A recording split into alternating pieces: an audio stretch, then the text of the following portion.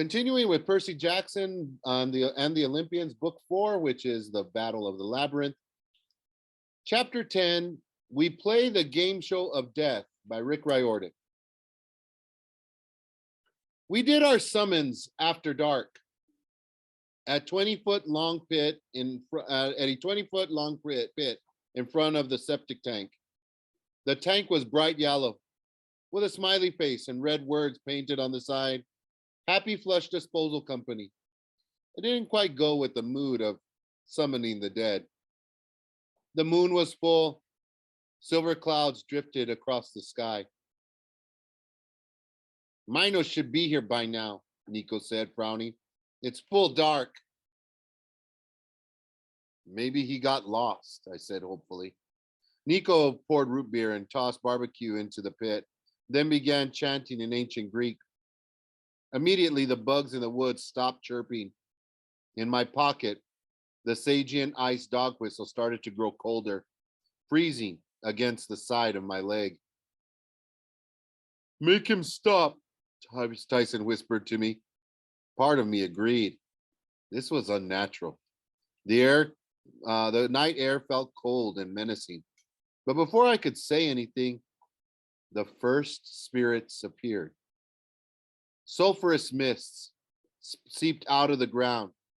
Shadows thickened into human forms. One blue shade drifted to the edge of the pit and knelt to drink.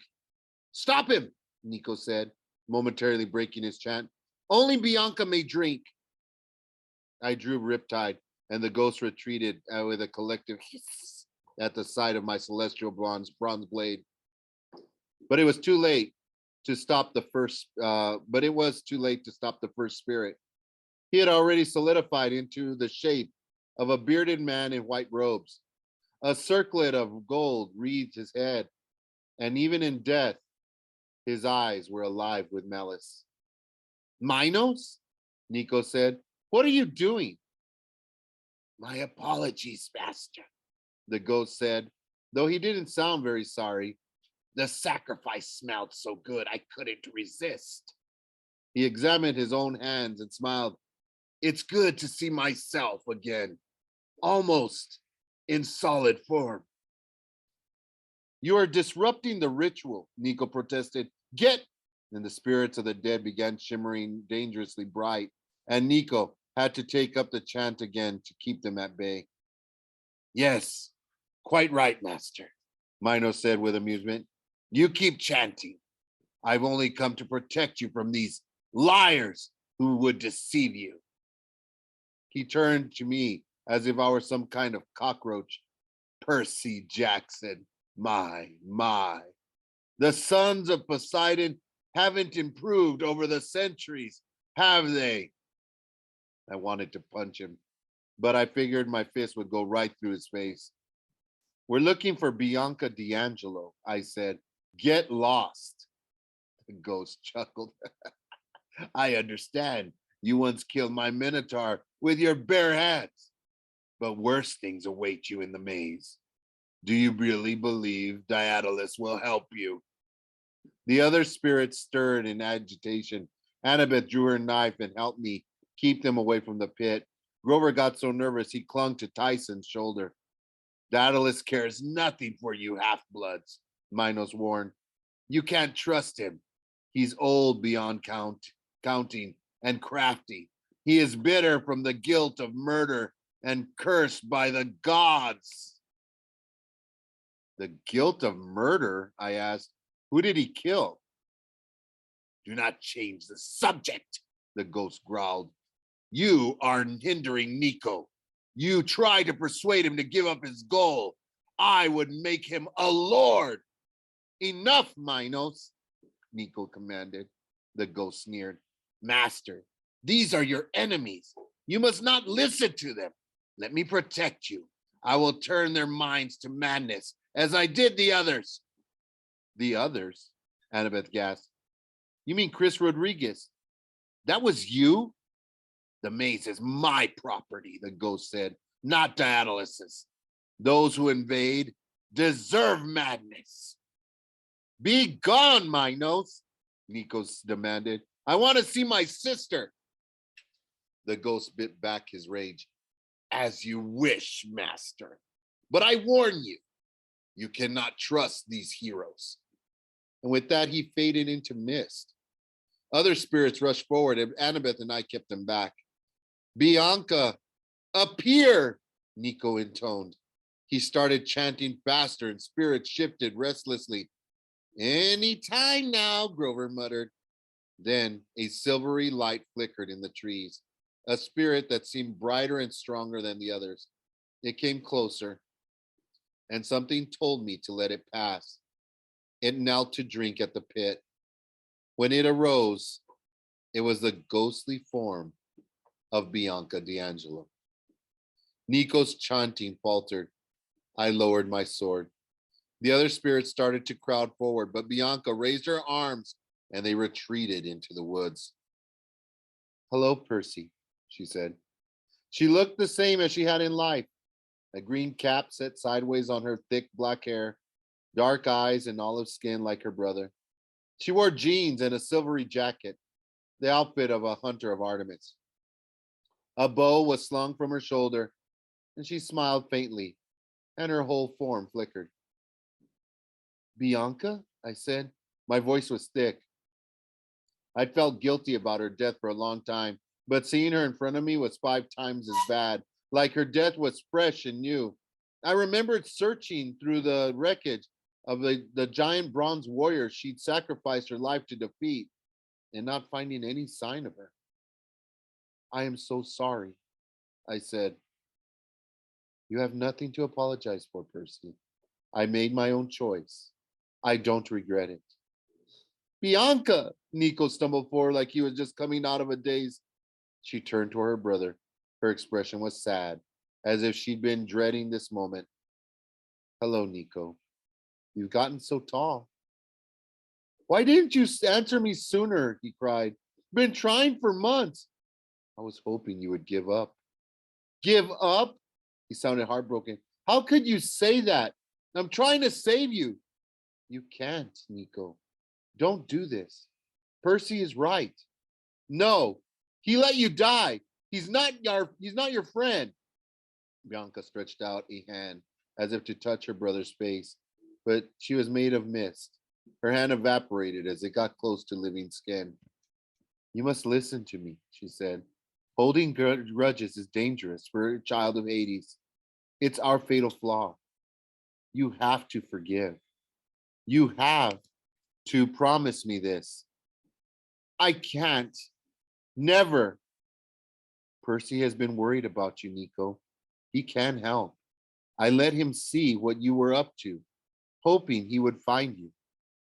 So it was you, I said. You sent those iris messages. Bianca nodded. Why are you helping him? Why are you helping him and not me? Nico screamed. It's not fair. You're close to the truth now, Bianca told him. It's not Percy you're mad at, Nico. It's me. No, you're mad because I left you to become a hunter of Artemis. You're mad because I died and left you alone. I'm sorry for that, Nico. I truly am. But I must overcome the anger. You must overcome the anger and stop blaming Percy for my choices. It will be your doom.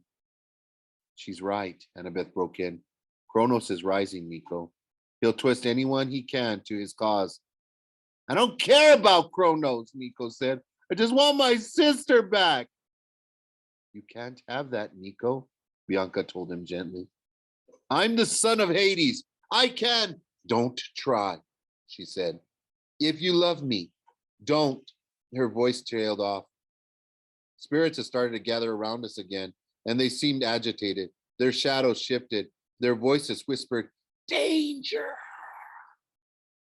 Tartarus stirs, Bianca said. The power draws the attention of Kronos. Your power draws the attention of Kronos. The dead must be returned to the underworld. It is not safe for us to remain. Wait, Nico said, please. Goodbye, Nico, Bianca said. I love you. Remember what I said. Her form shivered and the ghost disappeared, leaving us alone with a pit a happy flush septic tank, and a cold full moon. None of us were anxious to travel that night, so we decided to wait until morning. Grover and I crashed on the leather couches of Garion's living room, which was a lot more comfortable than a bedroll in the maze. But it didn't make my nightmares any better. I dreamed I was with Luke, walking through the dark palace on top of Mount Tam. It was a real building now, and not some half finished illusion I'd seen last winter. Green fires burned in braziers along the walls. The floor was polished black marble. A cold wind blew down the hallway, and above us through the open ceiling, the sky swirled with gray storm clouds. Excuse me. Luke was dressed for battle. He wore camouflage pants, a white t-shirt, and a bronze breastplate. But his sword, Backbiter, wasn't at his side, only an empty scabbard. We walked into a large courtyard where dozens of warriors and Dragne were preparing for war. When they saw him, the demigods rose to attention. They beat their swords against their shields. Is it time, my lord? A Dragne asked. Soon, Luke promised. Continue your work. My lord, a voice said behind him. Callie the Imposa was smiling at him. She wore a blue dress tonight and looked wickedly beautiful. Her eyes flickered, sometimes dark brown, sometimes pure red. Her hair was braided down her back and seemed to catch the light of the torches, as if it were anxious to turn back into pure flame. My heart was pounding. I waited for Callie to see me, to chase me out of the dream as she did before. But this time, she didn't seem to notice me. You have a visitor, she told Luke. She stepped aside, and even Luke seemed stunned by what he saw. The monster camp towered above him. Her snakes hissed around her legs. Her animal heads growled at her waist. Her swords were drawn, shimmering with poison, but her bat wings extended. She took up the entire corridor. You, Luke's voice sounded a little shaky. I told you to stay on Alcatraz. Camp's eyelids blinked sideways like a reptile's. She spoke in that weird rumbling language, but this time I understood. Somewhere in the back of my mind, I come to serve. Give me revenge. You're a jailer, Luke said. Your job, I will have them dead. No one escapes me. Luke hesitated. A line of sweat trickled down the side of his face. Very well, he said. You will go with us. You will carry Ariadne's string. It is a position of great honor. Kemp hissed at the stars. She sheathed her swords and turned pounding down the hallway with her on her enormous dragon legs. We should have left that one in Tartarus, Luke mumbled. She's too chaotic, too powerful. Kelly laughed softly. You should not fear power, Luke. Use it. The sooner we leave, the better, Luke said. I want this over with. Oh, Callie sympathized, running a finger down his arm. You find it unpleasant to destroy your old camp. I didn't say that. You're not having second thoughts about your own special part. Luke's face turned stony. I know my duty. That's good, the demon said. It's our strike force. Is our strike force sufficient to do you think? I'm sorry, is our strike force sufficient, do you think? Or will I need to call Mother Hecate for help? We have more than enough, Luke said grimly. The deal is almost complete. All I need now is to negotiate safe passage through the arena. Callie said. That should be interesting. I would hate to see your handsome head on a spike if you fail. I will not fail. And you, demon, do you have other matters to attend to? Ah, yes, Callie smiled. I am bringing despair to our eavesdropping enemies. I'm doing that right now. She turned her eyes directly on me and exposed her talons and ripped through my dreams. Suddenly, I was in a different place. I stood on the top of a stone tower overlooking cliffs of the ocean. The old man Daedalus was hunched over on a work table, wrestling with some kind of navigational instrument, like a huge compass. He looked years older than when I had last seen him. He was stooped and his hands were gnarled. He cursed in ancient Greek and squinted as if he couldn't see his work, even though it was a sunny day. Uncle, a voice called. A smiling boy about Nico's age came bounding up the steps, carrying a wooden box. Hello, Paradix, the old man said, though his tone sounded cold. Do you have your projects already? Yes, uncle. They were easy, Daedalus scowled. Easy. The problem of moving water uphill without a pump was easy? Oh, yes, look. The boy dumped his box and rummaged through the junk. He came up with a strip of papyrus and showed the old inventor some diagrams and notes. They didn't make any sense to me, but Alice nodded grudgingly. I see. Not bad. The king loved it, Paradix said. He said I might even be smarter than you. Did he now? But I don't believe that. I'm so glad mother sent me to study with you. I want to know everything you do. Yes, Daedalus muttered. So when I die, you can take my place, eh? The boy's eyes widened. Oh, no, uncle. I've been thinking, why does a man have to die anyway? The inventor scowled. It is the way of things, lad. Everything dies but the gods. But why? The boy insisted. If you could capture the animus, the soul of another form, well, you've told me about your automatons, uncle. Bulls, eagles, dragons, horses of bronze. Why not a bronze form for a man? No, my boy, Daedalus said sharply. You are naive. Such a thing is impossible. I don't think so, Paradix insisted. With the use of a little magic, blah. Yes, uncle. Magic and mechanics work together. With a little work, one could make a body that would look exactly human, only better. I made some notes. He handed the old man a thick scroll. Daedalus unfurled it, and he read for a long time. His eyes narrowed. He glanced at the boy, then closed the scroll and cleared his throat. It would never work, my boy. Then when you're older, you'll see. I can fix that astrolabe then, uncle. Are your joints swelling up again? Can I fix the astrolabe then, uncle? Are your joints swelling up again? The old man's jaw clenched. No, thank you. Now, why don't you run along? Paradix didn't seem to notice the old man's anger. He snatched a bronze beetle from his mound of stuff and ran to the edge of the tower. A low, still ring of the rim, just coming up from the boy's knees.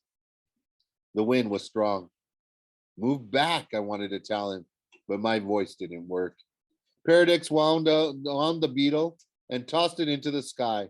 It spread its wings and hummed away. Paradix laughed with delight. Smarter than me, Daedalus mumbled, too soft for the boy to hear. Is it true your son died flying, uncle? I heard you made him enormous wings, but they failed. Daedalus's hands clenched. Take my place, he muttered. The wind whipped around the boy, tugging at his clothes, making his hair ripple. I would like to fly, Paradix said. I make my own wings that wouldn't fail. Do you think I could? Maybe it was a dream within a dream. But suddenly I imagined the two-headed god Janus shimmering in the air next to Daedalus, smiling as he tossed a silver key from hand to hand. Choose, he whispered to the old inventor. Choose. Dallas picked up another one of the boy's metal bugs. The inventor's old eyes were red with anger. Paradix, he called, catch! He tossed the bronze beetle toward the boy. Delighted, Paradix tried to catch it, but the throw was too long. The beetle sailed open into open sky, and Paradix reached a little too far. The wind caught him. Somehow he managed to grab the rim of the tower with his fingers as he fell. Uncle! He screamed, help me! The old man's face was a mask. He did not move from his spot. Go on, Paradix, Dallas said softly. Make your own wings. Be quick about it. Uncle! The boy lost his grip and tumbled toward the sea.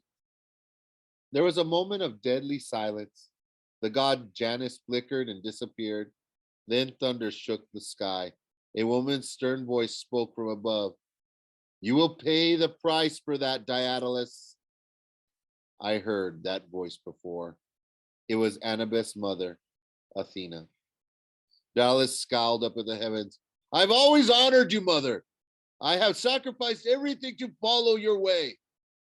Yet the boy had my blessing as well. And you have killed him. For that, you must pay. I've paid and paid, Daedalus growled. I've lost everything. I'll suffer in the underworld, no doubt. But in the meantime, he picked up the boy's scroll, studied it for a moment, and slipped it into his sleeve. You do not understand, Athena said coldly. You will pay now and forever. And suddenly Daedalus collapsed in agony. I felt what he felt. A searing pain closed around my neck like a molten hot collar, cutting off my breath, making everything go black. I woke in the dark and my hands clutching at my throat. Percy, Grover called from the other sofa. Are you okay? I steadied my breathing. I wasn't sure how to answer. I just watched the guy we were looking for, Daedalus, murder his own nephew. How could I be okay? The television was going. Blue lights flickered through the room. What time is it? I croaked. 2 a.m, Grover said. I couldn't sleep. I was watching the Nature Channel, he sniffled. I miss Juniper. I rubbed the sleep out of my eyes. Yeah, well, you'll see her again soon. Grover shook his head sadly. Do you know what day it is, Percy? I just saw it on TV. It's June 13th. 7 days since we left camp. What? I said. That can't be right. Time is faster in the labyrinth, Grover reminded me. The first time you and Annabeth went down there, you thought you were only gone a few minutes, right? But it was an hour. Oh, I said, right. Then it dawned on me what he was saying, and my throat felt searing hot again. Your deadline with the Council of Cloven Elders. Grover put the TV remote in his hand and crunched off the end of it. I'm out of time, he said with a mouthful of plastic. As soon as I go back, they'll take away my searcher's license. I'll never be allowed to go out again. We'll talk to them, I promise. Make them give you more time. Grover swallowed. They'll never go for it. The world is dying, Percy. Every day it gets worse. The wild. I can't just feel, I can just feel it's fading. I have to find Pan. You will, man. No doubt. Grover looked at me with sad goat eyes. You've always been a good friend, Percy. But what you did today, saving the ranch animals from Garyon, that was amazing. I wish I could be more like you. Hey, I said, don't say that. You're just as much a hero. No, I'm not. I keep trying, but he sighed. Percy, I can't go back to camp without finding Pan. I just can't. You understand that? Don't you? I can't face Juniper if I fail. I can't even face myself. His voice was so unhappy it hurt to hear. We'd been through a lot together, but I never heard him sound this down. We'll figure it out. We'll figure out something, I said, and you haven't failed. You're the champion goat boy, all right? Juniper knows that. So do I. Grover closed his eyes. Champion goat boy, he muttered dejectedly. A long time after he dozed off, I was still awake, watching the blue light of the nature channel wash over the stuffed trophy heads on Garion's walls. The next morning, we walked down to the cattle guard and said our goodbyes. Nico, you could come with us, I blurted out. I guess I was thinking about my dream and how much the young boy Paradox reminded me of Nico. He shook his head. I don't think any of us had slept well in the Demon House ranch house, but Nico looked worse than anybody else. His eyes were red and his face chalky. He was wrapped in a black robe that must have belonged to Garyon because it was 3 sizes too big even for a grown man. I need time to think. His eyes wouldn't meet mine, but I could tell from his tone he was still angry. The fact that his sister had come out of the underworld for me and not for him didn't seem to sit well with him. Nico, Annabeth said, Bianca just wants you to be okay. She put her hand on his shoulder, but he pulled away and drudged up the road toward the ranch house. Maybe it was my imagination, but the morning mist seemed to cling on him as he walked. I'm worried about him, Annabeth told me. If he starts talking to Minos's ghost again, he'll be all right, Tyrion promised. The cowherd cleaned up nicely. He was wearing new jeans and a clean Western shirt, and he even trimmed his beard. He put on Garyon's boots, and the boy can stay here and gather his thoughts as long as he wants. He'll be safe, I promise. What about you? I asked. Tyrion scratched Orius behind one chin, then the other. Things are going to run a little different on this ranch from now on. No more sacred cattle meat. I'm thinking about soybean patties, and I'm going to befriend those flesh-eating horses. Might just sign up for the next. Might sign up for the next rodeo. The idea made me shudder. Well, good luck. Yep. And Tyrion spit into the grass. I reckon you'll be looking for Daedalus's workshop now. Annabeth's eyes lit up. Can you help with it? Can you help us? Tyrion studied the cattle guard, and I got the feeling the subject of Daedalus's workshop made him uncomfortable. I don't know where it is, but Hephaestus probably would. That's what Hera said, Annabeth agreed. But how do we find Hephaestus? Tyrion pulled something from under his collar of his shirt. It was a necklace, a smooth silver disc with a silver chain. The disc had a depression in the middle, like a thumbprint. He handed it to Annabeth. Hephaestus comes here from time to time, Tyrion said. Studies the animals and such so he can make bronze automaton copies. Last time I did him a favor. A little trick he wanted to play on my dad Ares and Aphrodite. He gave me the chain in gratitude. Said if I need to find him, the disc would lead me to his forges, but only once. And you're giving it to me? Annabeth asked. Tyrion blushed. I don't need to see the forges, miss. Got enough to do here. Just press the button and you'll be on your way. Annabeth pressed the button and the disc sprang to life. It grew 8 metallic legs. Annabeth shrieked and dropped it, much to Tyrion's confusion. Spider! She screamed. She's a little scared of spiders, Grover explained. That old grudge between Athena and Ariadne, Arachne. Oh, Tyrion looked embarrassed. Sorry, miss. The spider scrambled to the cattle guard and disappeared between the bars. Hurry, I said. That thing's not going to wait for us. Annabeth wasn't anxious to follow, but we didn't have much choice. We said our goodbyes, and Tyrion made Tyson pull the cattle guard off the hole, and we dropped back into the maze. I wish I could have put the mechanical spider on a leash. It scuttled along the wall so fast, most of the time I couldn't even see it. If it hadn't been for Tyson and Grover's excellent hearing, we never would have known which way it was going. We ran down a marble tunnel, then dashed to the left and almost fell into an abyss. Tyson grabbed me and hauled me back before I could fall. The tunnel continued in front of us, but there was no floor for about 100 feet, just gaping darkness and a series of iron rungs in the ceiling. The mechanical spider was about halfway across, swinging from bar to bar by shooting a metal web fiber. Monkey bars, Annabeth said. I'm great at these. She leapt into the first rung and started swinging her way across. She was scared of tiny spiders, but not plummeting to her death from a set of monkey bars? Go figure. Annabeth got to the opposite side and ran after the spider. I followed. Then I got across. I looked back and saw Tyson giving Grover a piggyback ride, or was it a goatee back ride? The big guy made it across in 3 swings, which was a good thing since he just had landed. Just as he landed, the last iron bar ripped free under his weight. We kept moving and past a skeleton crumpled in the tunnel.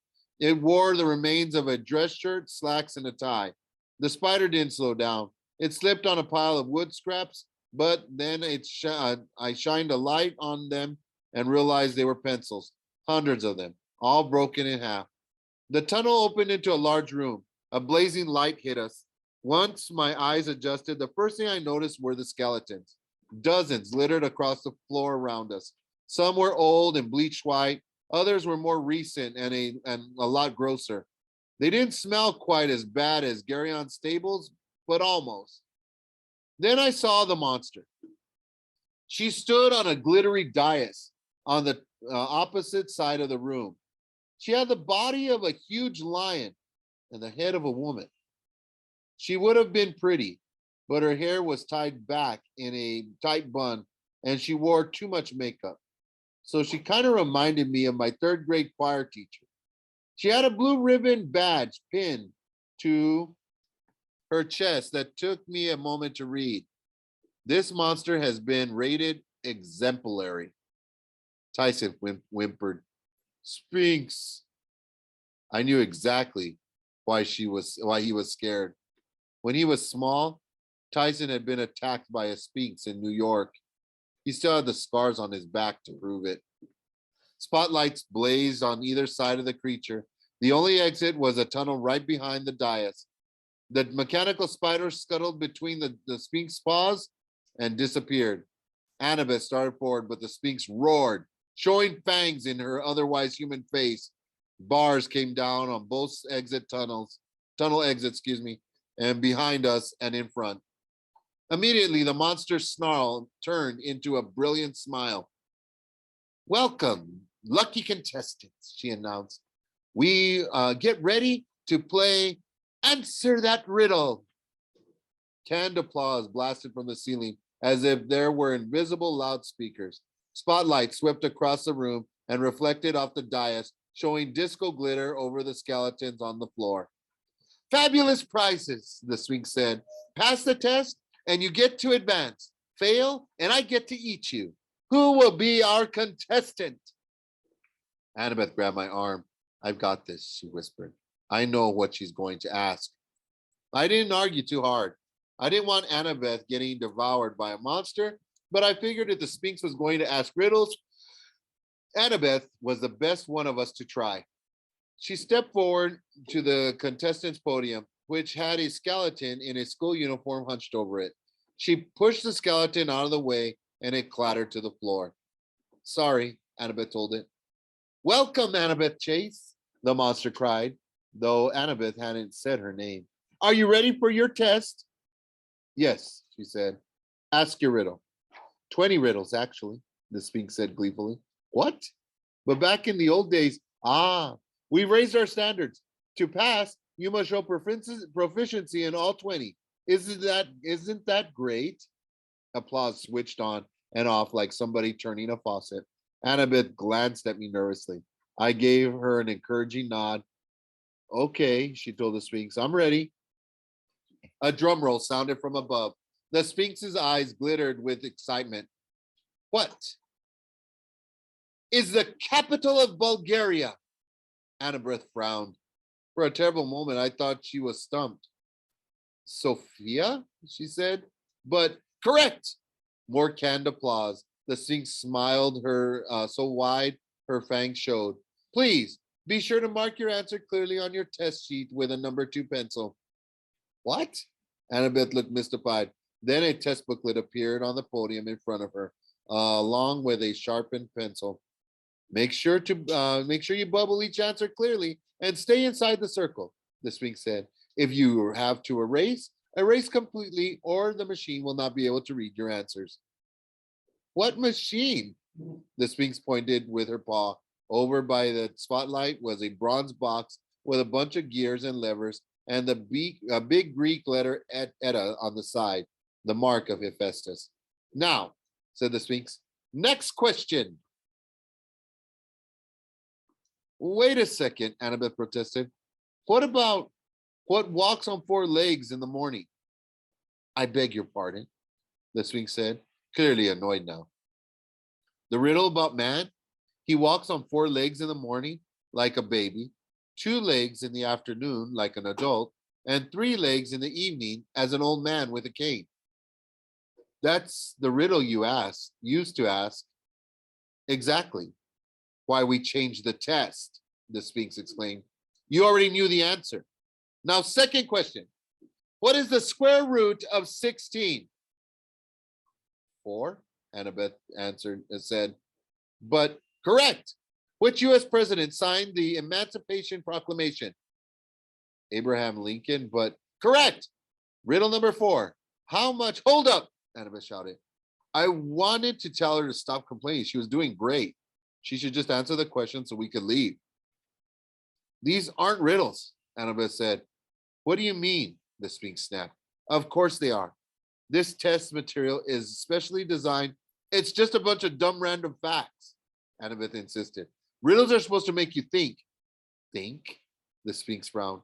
How am I supposed to test whether you can think? That's ridiculous.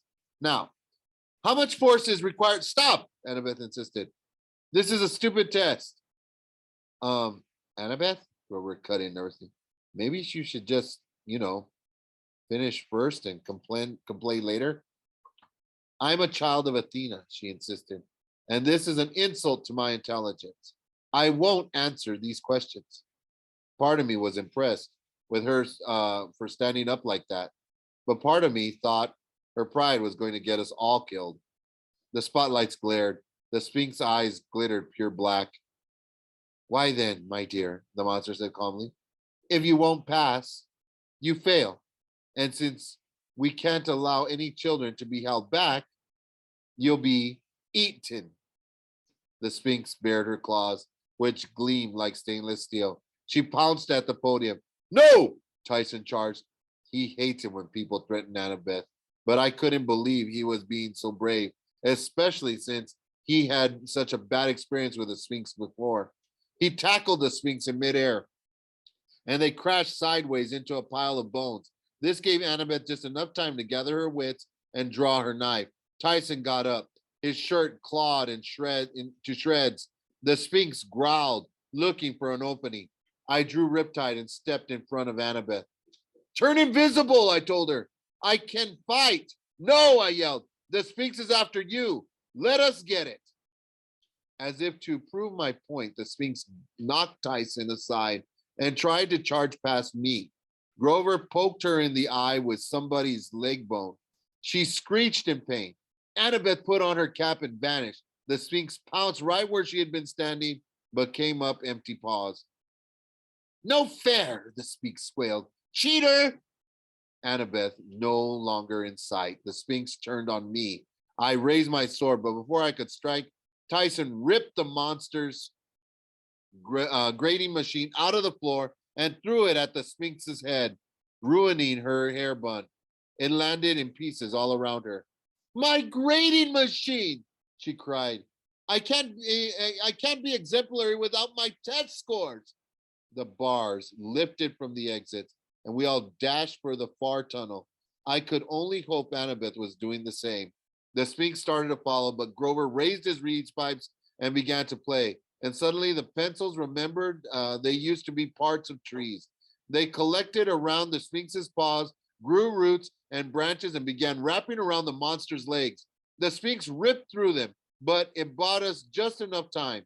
Tyson pulled Grover into the tunnel, and the bars slammed shut behind us. Annabeth, I yelled. Here, she said, right next to me. Keep moving. We ran through the dark tunnels, listening to the roar of the Sphinx behind us as she complained about all the tests she would have to grade by hand.